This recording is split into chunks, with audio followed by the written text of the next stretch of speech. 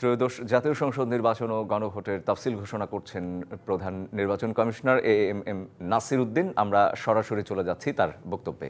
রহমানির রহিম। প্রিয় দেশবাসী, আসসালামু আলাইকুম। মহান সৃষ্টিকর্তার কাছে শুকরিয়া, তিনি বহু প্রতীক্ষিত ত্রয়োদশ জাতীয় সংসদ নির্বাচন এবং জুলাই জাতীয় সনদ সংবিধান সংস্কার বাস্তবায়ন আদেশ 2025 এর উপর অনুষ্ঠিতব্য গণভোটের তফসিল নিয়ে আপনাদের সামনে হাজির হওয়ার সুযোগ দিয়েছেন। বক্তব্যের শুরুতে মহান বিজয় দিবসের প্রাক্কালে দেশবাসীকে জানাই অগ্রিম শুভেচ্ছা। মহান মুক্তিযুদ্ধে শহীদদের প্রতি জানাচ্ছি বিনম্র শ্রদ্ধা এবং তাদের আত্মার মাগফিরাত কামনা করছি। একই সাথে জুলাই আগস্ট 2024-এর ছাত্র গণ অভ্যুত্থানে শহীদদের স্মৃতির প্রতি জানাচ্ছি আমার শ্রদ্ধা এবং তাদের আত্মার শান্তির জন্য দোয়া করছি। মহান মুক্তিযুদ্ধ থেকে শুরু করে 2024-এর ছাত্র গণ অভ্যুত্থান পর্যন্ত সার্বভৌমত্ব এবং গণতন্ত্র প্রতিষ্ঠা ও রক্ষার সকল আন্দোলনে যারা আহত, নির্যাতিত ও ক্ষতিগ্রস্ত হয়েছেন তাদের প্রতি জানাই আমার আন্তরিক সমবেদনা। আহতদের দ্রুত আরোগ্য এবং স্বাভাবিক জীবনের জন্য প্রার্থনা করছি। প্রিয় দেশবাসী, জাতি হিসেবে আমাদের অমোঘ শক্তি হচ্ছে স্বাধীনতা, সার্বভৌমত্ব ও গণতন্ত্রের জন্য আমাদের ভালোবাসা ও আত্মত্যাগ। জাতির প্রত্যাশাকে ধারণ করে আমাদের সংবিধান রাষ্ট্রের উপর জনগণের একচ্ছত্র মালিকানা নিশ্চিত করেছে। জনগণের প্রতিনিধিত্বশীল মালিকানা প্রতিষ্ঠার একমাত্র পথ হচ্ছে নির্বাচন। দুঃখজনক হলেও সত্য যে মানসম্মত নির্বাচনের অনুপস্থিতি প্রায়শই আমাদের ঐতিহ্য এবং সামষ্টিক প্রত্যাশাকে ম্লান করেছে। এমনই এক প্রেক্ষাপটে 2024-এর গণ অভ্যুত্থান সংঘটিত হয়েছে। আমাদের ভাই বোন সন্তানদের রক্তের উপর দাঁড়িয়ে আমাদের অঙ্গীকার হচ্ছে একটি সুষ্ঠু ও সুন্দর নির্বাচন অনুষ্ঠান, যা জাতি হিসাবে আমাদের প্রত্যাশা পূরণ করবে এবং বিশ্ব দরবারে আমাদের ভাবমূর্তি উজ্জ্বল করবে। আমার দৃঢ় বিশ্বাস আপনারা একই প্রত্যাশা ধারণ করেন এবং একই অঙ্গীকারে অঙ্গীকারাবদ্ধ। প্রিয় দেশবাসী, সুষ্ঠু ও গ্রহণযোগ্য নির্বাচনের লক্ষ্যে গত এক বছরে আমরা বেশ কিছু গুরুত্বপূর্ণ কাজ সম্পাদন করেছি। একটি স্বচ্ছ নির্বাচনের পূর্বশর্ত হচ্ছে একটি নির্ভুল, পূর্ণাঙ্গ ও স্বচ্ছ ভোটার তালিকা। আমরা শুরুতেই এই কাজে হাত দিই। গত এক বছরে নতুন ভোটার অন্তর্ভুক্তির পাশাপাশি ভোট বিমুখ এবং 45 লক্ষ ভোটারকে তালিকায় অন্তর্ভুক্ত করা হয়েছে এবং 21 লক্ষাধিক মৃত ভোটারকে তালিকা থেকে বাদ দেওয়া হয়েছে। নারী ভোটারদের যথাযথ অন্তর্ভুক্তির অভাবে পুরুষের সাথে নারী ভোটারের ব্যবধান বেড়ে প্রায় 29 লক্ষে গিয়ে দাঁড়ায়। বাদ পড়া নারী ভোটারদের মাঝে সচেতনতা সৃষ্টির মাধ্যমে সেই ব্যবধান উল্লেখযোগ্যভাবে কমিয়ে আনা হয়েছে। আইন সংশোধন করে ভোটার হওয়ার যোগ্যতার তারিখ প্রতি বছর 1 জানুয়ারির পরিবর্তে কমিশন কর্তৃক নির্ধারিত দিনে নির্ধারণ করা হয়েছে। এর ফলে 31 অক্টোবর 2025 পর্যন্ত যোগ্য তরুণ ভোটারগণ ভোট দিতে পারছেন। গত 18 নভেম্বর প্রকাশিত তালিকা অনুযায়ী বর্তমানে দেশে ভোটারের সংখ্যা দাঁড়িয়েছে 12,76,95,183 জনে।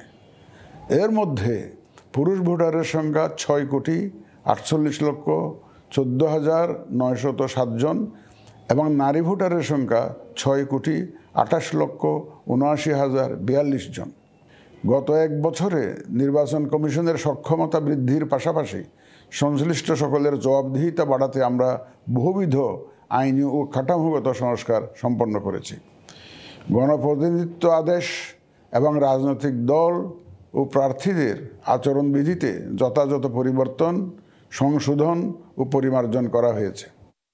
নির্বাচন ব্যবস্থা সংস্কার কমিশনের বিভিন্ন সুপারিশের পাশাপাশি নির্বাচন কমিশনের নিজস্ব মূল্যায়ন ও অংশীজনের পরামর্শের ভিত্তিতে এসব সংস্কার করা হয়েছে। এই উদ্যোগ সফলভাবে সম্পন্ন করতে সহযোগিতার জন্য আমি অন্তর্বর্তীকালীন সরকার, নির্বাচন ব্যবস্থা সংস্কার কমিশন ও জাতীয় ঐকমত্য কমিশন সহ সকল অংশীজনদের জানাই আমার কৃতজ্ঞতা। প্রিয় দেশবাসী, বিভিন্ন কারণে এবারের নির্বাচন আমাদের জাতির ইতিহাসে অনন্য ও গুরুত্বপূর্ণ। প্রথমত, প্রকৃত গণতান্ত্রিক ধারা পুনঃপ্রতিষ্ঠার পাশাপাশি কাঙ্ক্ষিত সংস্কার প্রশ্নে সিদ্ধান্তের নির্বাচন এটি। এবার জাতীয় সংসদ নির্বাচন ও গণভোট একই দিনে অনুষ্ঠিত হবে, যা একটি নতুন অভিজ্ঞতা। দ্বিতীয়ত, সংশ্লিষ্ট সকল রাষ্ট্রীয় ও গণতান্ত্রিক প্রতিষ্ঠানের জন্য এই নির্বাচন হচ্ছে সক্ষমতা প্রমাণ করে ভাবমূর্তি পুনরুদ্ধারের অনন্য সুযোগ। তৃতীয়ত, দীর্ঘ গণতান্ত্রিক আন্দোলন সংগ্রামের পর দেশের স্বার্থে রাজনৈতিক দলসমূহের মাঝে সৌহার্দ্যপূর্ণ গণতান্ত্রিক প্রতিযোগিতার ধারা প্রবর্তনের দাবি রাখে এই নির্বাচন। চতুর্থত, প্রায় অকার্যকর পোস্টাল ভোট ব্যবস্থাকে পরিমার্জন করে এই নির্বাচনে একটি কার্যকরী রূপ দেয়া হচ্ছে। বিশেষ করে বাংলাদেশের অন্যতম চালিকা শক্তি আমাদের রেমিটেন্স যোদ্ধা তথা প্রবাসী বাংলাদেশি ভোটারদের প্রথমবারের মতো ভোটের আওতায় আনা হচ্ছে। একইভাবে প্রথমবারের মতো ভোটের আওতায় আসছেন আইনি হেফাজতে থাকা ভোটারগণ। এছাড়াও নিজ নির্বাচনী এলাকার বাইরে কর্মরত সরকারি কর্মচারী এবং নির্বাচন অনুষ্ঠানের সাথে সম্পৃক্ত ব্যক্তিগণ পোস্টাল ব্যালটের মাধ্যমে এবার ভোট দিবেন। প্রিয় ভোটারবৃন্দ, ভোট আপনার শুধু নাগরিক অধিকারই নয়, বরং পবিত্র আমানত ও দায়িত্ব। এই দায়িত্ব সচেতনভাবে আপনারা পালন করবেন, এ আমার বিশ্বাস। যে কোনো ভয়ভীতি, প্রলোভন, প্রবঞ্চনা এবং সীমাবদ্ধতার ঊর্ধ্বে উঠে নিঃসংকোচে আপনাদের ভোটাধিকার প্রয়োগ করুন। কালার এক্সপার্ট, জর্জ স্যাপ এবং মাইল্ড অন হ্যান্ডস টেকনোলজি সমৃদ্ধ অরিক্স ক্রিস্টাল ওয়াশ আপনার লন্ড্রি এক্সপার্ট। আপনাদের নিরাপদ ও উৎসবমুখর অংশগ্রহণ নিশ্চিতকল্পে সংশ্লিষ্ট সকল প্রতিষ্ঠান ও বাহিনী কাজ করবে। ধর্ম, গোত্র, গোষ্ঠী, লিঙ্গ নির্বিশেষে সকলে এই আনন্দ আয়োজনে অংশগ্রহণ করুন। পরিবারের প্রতিবন্ধী, বয়স্ক ও সন্তান সম্ভবা মা সহ সকলকে নিয়ে ভোট দিতে আসুন। আমি আশা করি আপনাদের স্বতঃস্ফূর্ত অংশগ্রহণের মাধ্যমে ভোটের অনুষ্ঠান উৎসবে রূপ নেবে। প্রবাসে বসবাসরত প্রিয় ভোটারগণ, প্রবাস থেকে ভোটদানের জন্য নিবন্ধন কার্যক্রম গত 18 নভেম্বর থেকে চলমান আছে। আগামী 25 ডিসেম্বর পর্যন্ত পোস্টাল ভোট বিডি অ্যাপের মাধ্যমে পৃথিবীর যে কোনো স্থান থেকে ভোটদানের জন্য আপনারা নিবন্ধন করতে পারবেন। আপনারা এই সুযোগ গ্রহণ করে ভোটে অংশ নিন, দেশ গঠনে আপনাদের অধিকার বুঝে নিন। প্রবাসী ভোটারগণ ছাড়াও দেশের ভিতরের 3 ধরনের ভোটার পোস্টাল ব্যালটে ভোট দিতে পারবেন, যা ইতিমধ্যে উল্লেখ করেছি। প্রবাসী ভোটারগণের পাশাপাশি এই 3 ধরনের ভোটারগণ আগামীকাল থেকে শুরু করে আগামী 25 ডিসেম্বর 2025 পর্যন্ত পোস্টাল ভোট বিডি অ্যাপের মাধ্যমে এবং নির্ধারিত পদ্ধতিতে পোস্টাল ভোটের জন্য নিবন্ধন করতে পারবেন। ব্যক্তি ভোটার ও প্রতিষ্ঠানসমূহের প্রতি আমার আহ্বান, আসুন আমরা আমাদের ভোটাধিকার নিশ্চিত করি এবং ভোটে অংশ নেই।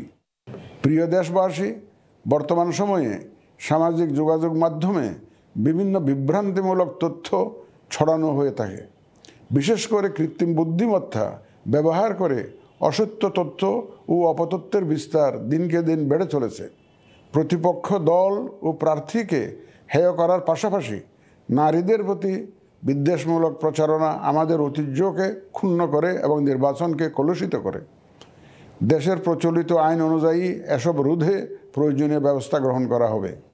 আপনাদের প্রতি আমার বিশেষ অনুরোধ, অসত্য এবং অসৎ উদ্দেশ্যে প্রচারিত কোনো তথ্যে কান দিবেন না, গ্রহণ করবেন না। মনে রাখবেন, অসত্য তথ্য শেয়ার করাও শাস্তিযোগ্য অপরাধ। আমি এবার নির্বাচনে অংশগ্রহণে ইচ্ছুক প্রার্থী এবং দলসমূহের প্রতি 2-1টি কথা বলতে চাই। আসুন আমরা আচরণবিধি মেনে একটি শান্তিপূর্ণ ও উৎসবমুখর নির্বাচন নিশ্চিত করি। শান্তিপূর্ণ সহাবস্থান এবং পারস্পরিক শ্রদ্ধা নিশ্চিত করে ভোটারদের বিশ্বাস ও আস্থা অর্জনই হোক আপনাদের লক্ষ্য। নির্বাচনে দায়িত্ব পালনকারী প্রিয় সহকর্মীবৃন্দ, নির্বাচন কমিশন স্বচ্ছতা, নিরপেক্ষতা এবং দৃঢ়তার সাথে দায়িত্ব পালনে বদ্ধপরিকর। কমিশনের অংশ হিসাবে আপনারা নির্ভয়ে সততা ও নিরপেক্ষতার সাথে দায়িত্ব পালন করবেন। মনে রাখবেন, এ ব্যাপারে কোনো শিথিলতা বা গাফিলতি সহ্য করা হবে না।